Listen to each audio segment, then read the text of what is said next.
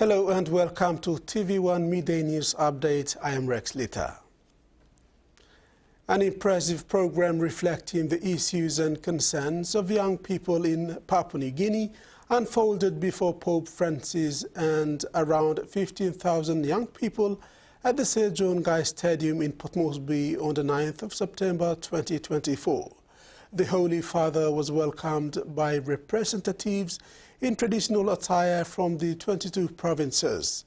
Youth voices were then expressed through verses, poetry, song and dance, accompanied by energetic music, and group of dancers from Islands of Hope showcased the beauty and vibrant life of Papua New Guinea and the Solomon Islands. The powerful testimonies of young people touched the hearts of the Holy Father and all present, and their words resonated with their fellow youth. The Holy Father then expressed his joy at being in a country full of young people and thanked them for their beautiful performances. Pope Francis emphasized building harmony with God and others, stressing the importance of caring for grandparents. Prime Minister James Marape has welcomed the news that Indonesians of West Papua have traveled across the border to Vanimo Sandaun province to participate in the program for the papal PNG visit. The PM was especially heartened to note that the movement across the PNG-Indonesian border has directly stemmed from an agreement signed with outgoing Indonesian President Joko Widodo in July. Prime Minister James Marape, when commenting on the movement of people of West Papua to Vanimo for Pope Francis's visit, explained that one of the areas under the signed Memorandum of Understanding with Indonesia was to allow land vehicles to travel across the border into either Papua New Guinea or Indonesia from the other country, transporting people and cargo. This expands the traditional border crossing practice already in existence, as Papua New Guineans and Indonesians can move to and fro in conducting business, trade and commerce, or in people-to-people movement. Marape added that it is heartening to see Indonesians from West Papua travel in vehicles over the border to join the papal program in Vanimo. He said he was heartened to see one of our many works in foreign affairs coming to pass as the government continues to expand people-to-people, business-to-business, and government-to-government relationships with our neighbor. Freddie Mo, TV1 News. Prime Minister James Marape has strongly condemned Gulf Provincial MP Sir Chris Haiveta for what he describes as an attempt to mislead the people of Papua New Guinea in the lead-up to the critical vote of no confidence scheduled for Thursday, September 12, 2024. Marape expressed concerns over Sir Chris's public statements, claiming that Papua New Guinea is on the verge of financial collapse and calling for the Prime Minister's resignation. Prime Minister James Marape has not taken too kindly to a statement from provincial member for Gulf, Sir Chris Haiveta, regarding the country's financial status, saying Governor Haiveta's comments are misleading, especially on the eve of the no-confidence vote. The Prime Minister says the country is not on the brink of financial collapse. He added that he will not resign as per Sir Chris's comments, but challenging Sir Chris to bring his numbers to the floor of Parliament come Thursday. The Prime Minister said nothing regarding the financial state of the country is hidden, and that Treasury will soon be releasing the 2024 mid-year economic and fiscal outlook. The final budget outcomes of the last 5 years shows that the government has a very high level of achievement. The Prime Minister also pointed out that running a deficit budget is not a new strategy for the country. Sir Chris, in a statement issued yesterday, said the latest cash flow report for the period ending August 31st, 2024 reveals PNG is on the brink of a financial collapse. He said this is a crisis that demands immediate action, and the vote of no confidence this week brings about an opportunity for a change in leadership. Secretaries also claimed that Pangu Party's legacy is being destroyed by its current leadership and called on Pangu MPs to consider pulling out of government to save their party and the nation. Freddie Moe, Tvwan News. Police Commissioner David Manning warned citizens that the vote of no confidence motion that is on the foot is a political and democratic process, and citizens must refrain from getting involved. Manning said a perfect example is the January 10th civil unrest, where there is no benefit to anyone. It is incumbent upon our political leaders to complete the process fairly and legally. The Commissioner said police will be out in full force to ensure citizens do not take advantage of the vote and start another riot in the city when Parliament sits on Thursday, September 12th. In the midst of another parliamentary sitting,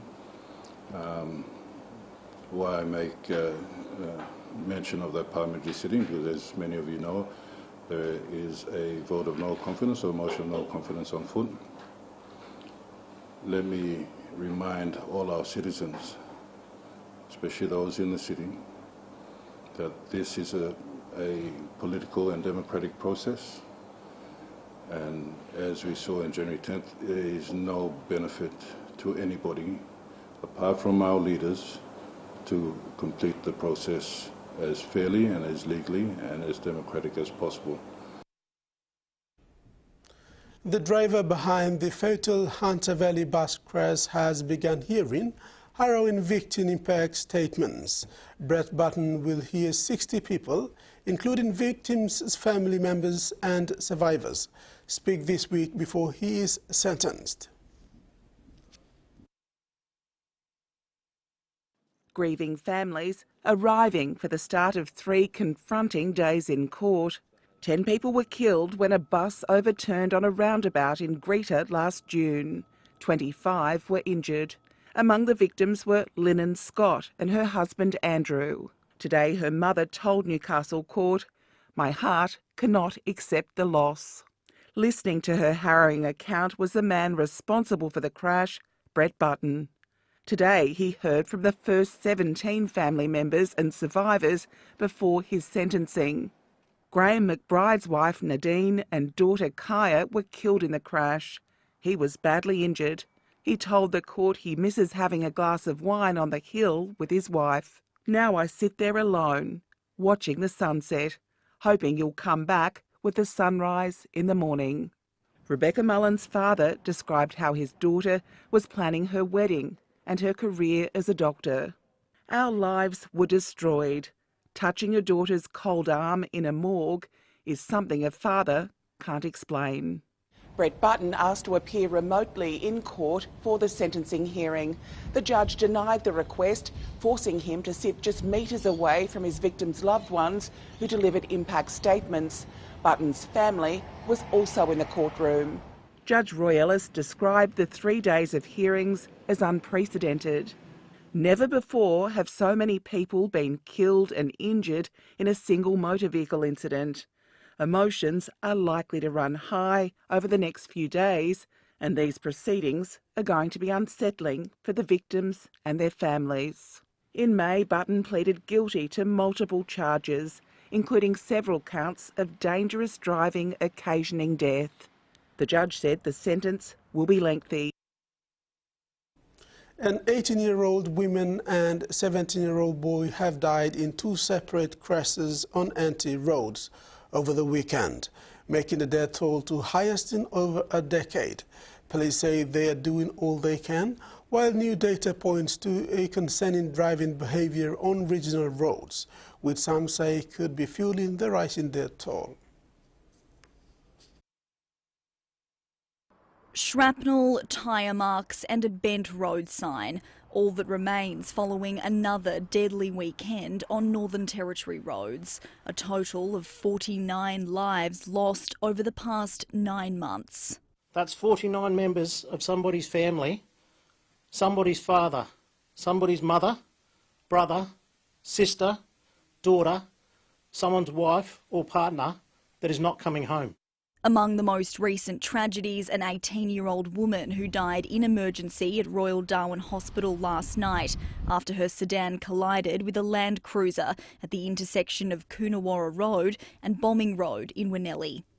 In Katherine, a 17-year-old dead after his car crashed just before 4:30 a.m. on Sunday morning. As we're looking at the worst road toll we've had in at least the last decade, maybe longer. Police at a loss as to what more they can do to stop the carnage. How many more lives need to be lost before the community wakes up and pays some attention? As part of Rural Road Safety Month, the Australian Road Safety Foundation is targeting dangerous attitudes about driving in the bush, with 2/3 of fatalities around Australia occurring on regional roads last year. New data reveals half of Australians admit to unsafe driving practices on rural roads, nearly half admit to speeding, and 14% are guilty of using a mobile phone behind the wheel. People will choose not to do the right thing because their perception in a rural area is that there's less likelihood of them getting caught. Despite increased police visibility and breath testing across Darwin and their repeated calls for drivers to take better care, the message is seemingly falling on deaf ears. Both advocates and police saying the key to safer roads is in our hands. In sports, Roukele Dolphins women's team solidified their legacy as the premier women's volleyball club in Papua New Guinea by clinching their 4th consecutive national club championship title yesterday. In a thrilling final against Eka Kerebuya, the Dolphins showcased their resilience in a hard-fought 5-set battle. The Dolphins started strong, taking the first set 25 points to 16 with their aggressive play. They maintained their momentum in the second set, winning 25-20. However, Eka Kerebuya fought back fiercely, winning the third set 25-20 and pushing through to take fourth set 25-23, leveling the match at 2 sets apiece. With everything on the line in the 5th and deciding set, Roukele Dolphins edged out Eka Kerebuya with narrow 20-18 victory. As the dust settles on another successful campaign, the Roukele Dolphins remain the team to beat in Papua New Guinea women's volleyball, roughly holding to their bragging rights as the reigning champions for yet another year. PNG's very own Australian League football player Hewago Oya, affectionately known as Ace, has been named the Victorian Football League Player of the Year. He claimed the award at the 2024 Gold Coast Suns Club Champion. The Gold Coast Suns player played 18 VFL matches team, recording an average of 18 points, 3 disposals, 4.6 marks and 1.7 clearances per game to his name to receive the VFL Best Player Award. One of Ace's best performances this season came against the KZ Demons, where he scored 2 goals to go with 27 points, disposals and 8 marks. The VFL Player of the Year is voted on by the coaches using the same formula as the Suns Club Champion. Players are rated on their performance each match with a score of 0 to 5. Oya managed to finish on top with more votes.